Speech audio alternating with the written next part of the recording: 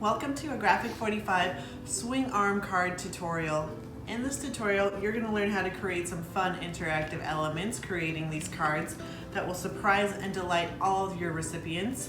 These cards are great for all occasions and also make for great invitations. I'm Charee Filimoehala here at the Graphic 45 office, and I'm excited to be teaching you how to take our by the sea papers and turn them into these super cute little cards.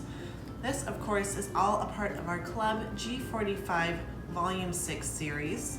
To go along with this month's classes, we also are going to create this super cute ATC matchbook box and the coordinating ATC tag and pocket album that fits perfectly inside of the box. So go ahead and jump over those tutorials if you haven't created those already. These projects are all brought to us by the amazing Robin Shakoor. So if you haven't joined Club G45 already, go ahead and do that now by clicking on the description below. You can find all the details, or you can just hop on over to G45papers.com to subscribe there. So grab your papers and scissors and let's have some fun.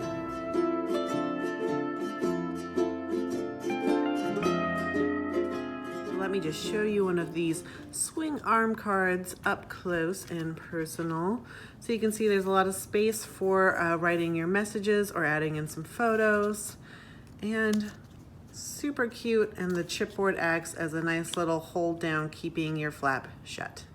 To create these super cute cards, all you're going to need are 2 sheets of decorative paper, a sheet of ivory cardstock, of course your printable project sheet that you can print out from the link in the description below, and some chipboard pieces. And if you want to take things up to the next level, you can always use some coordinating Decades color box inks.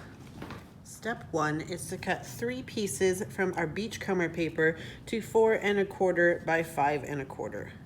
Step 2, cut 3 pieces of beachcomber to 5 1/4 by 1 inch.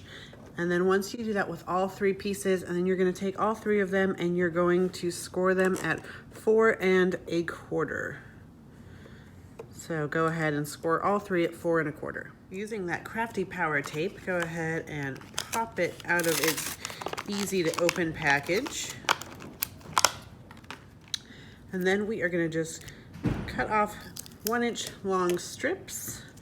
And the first one we want to go just right next to our score line on the right side of the beachcomber piece.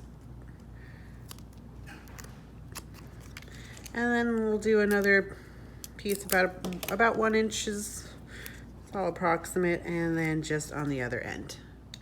And then we'll go ahead and score that back again. And now we can take off that Crafty power tape backing. And if you did what I did and you went a little overboard, you can always just fold it back on top of itself, making sure not to go over our score line. And then we're gonna go ahead and adhere this down 1.5 inches from the bottom, and we do want our shells to be right side up, so it kind of camouflages and blends right in to your background. And this is going to be flush onto the right hand side, about 1.5 inches up.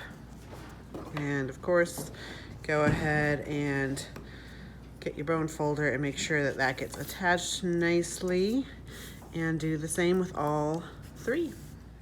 So now we are going to cut a V shape into our swing arm. So just on this end, just go ahead and go about 1 inch in a V shape.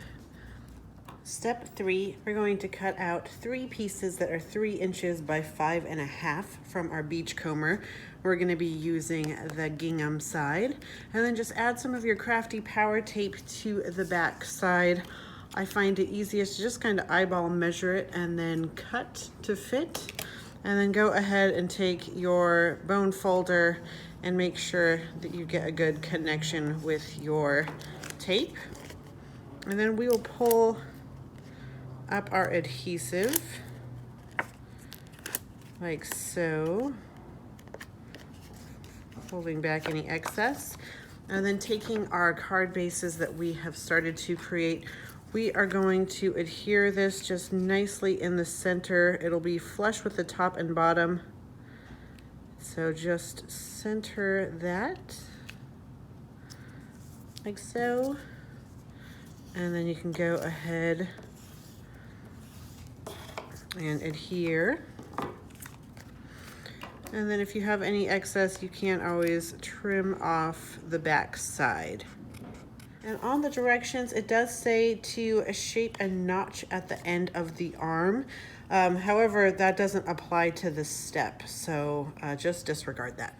Step 4, we are going to cut out 3 pieces from coordinating cardstock to be 2 3/4 inches by 11 inches. Once you've cut out those 3 pieces, you are going to take your bone folder and you're going to score this right in half at 5 1/2, like so with all 3. Add your adhesive and burnish. And you know, it's my favorite part about this Crafty power tape is how easy it is to pull off the backing. So it makes creating these projects just that much faster.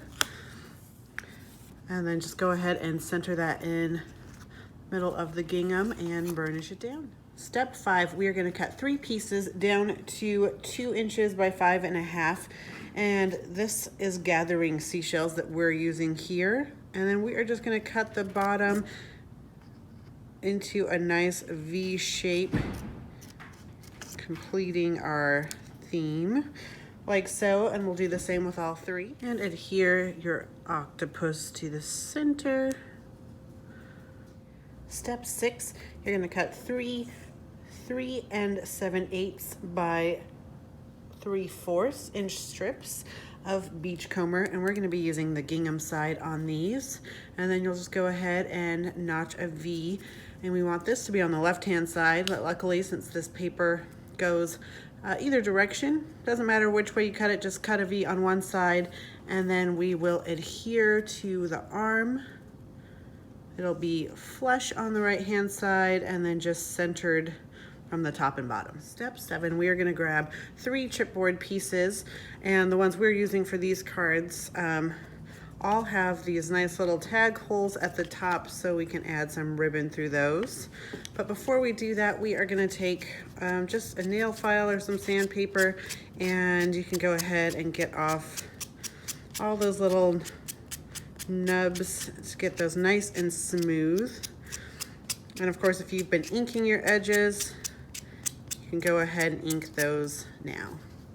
So just pop out the center with your scissors, and then using some coordinating ribbon, about 6 inches.